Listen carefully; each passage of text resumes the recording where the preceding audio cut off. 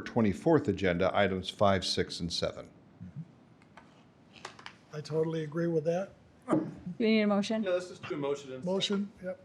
I move that we approve moving agenda item 5, 6, and 7 to October's agenda. Second.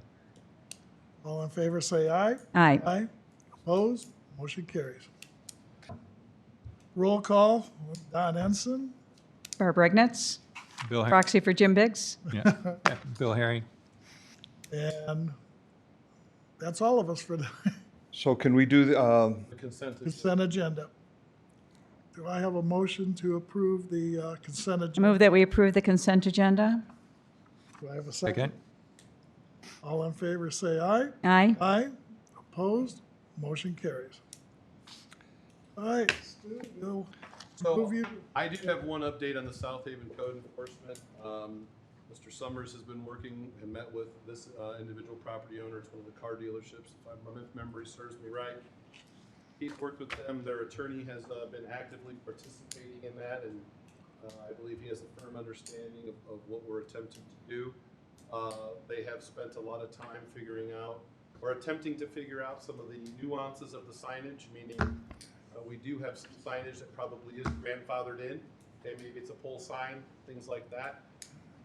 Maybe not. That's why they're looking for photos to try to get a date of when those things were put up.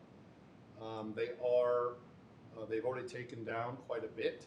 And I talked to Mr. Swarden this week, and his proposal was to get pictures of what they think can be there, have a meeting, and then the things that don't fit the code, we sit and mark off, and then they'll take down. So there, I believe it's 2 signs that they were at least running through the process to see whether or not it was illegal non-conforming or not, to see if they could muster up that proof through old Google pictures or whatever it may be, or pictometry, and then he was going to be getting back to me probably next week. Because in a very good thing, like what I was explaining to Mr. Summers was, in talking to Mr. Swarden, or Attorney Swarden, his client is very much more participating in this because they do not believe they're being singled out. It's easy, as Stu's pointed out, to point things out from where they're at that have changed. And once it became a corridor issue, at least in this specific example, it's more complicated, but at least in this example, they became much more cooperative and attempting to get down to the bottom of it, because it wasn't just me and what about that car dealership, or me and what about that, fast food restaurant, or whatever the case may be. So I think it's moving along nicely. And one question I had was from the email you sent, and I'm not sure if Commissioner Regnitz would have gotten it, but where was the $5 million investment for Head Start going? that's going on the vacant lot between the Burger King and the Dairy Queen. And they cleared their portion in front of that, primarily for the groundbreaking, I think. Not because of the letters they got from us.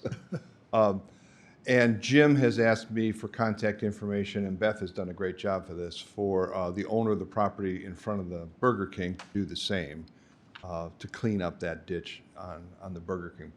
Yeah. Yeah. And then, Bob, you've got some updates on the other folks who have not yet complied? Those that are like the Rock and Roll car wash there, and also the one that's portable. They haven't complied, I know. Our code officer's been out there, so she will go out another time and see if they've complied. If not, then we're turning it over to Scott for taking legal action. And that's what you and I were just talking about. Right. So that works perfect. So we've done the carrot, and now that's worked, but now I think we need to, And within the letters, I'm even going to go on to say, it's a corridor.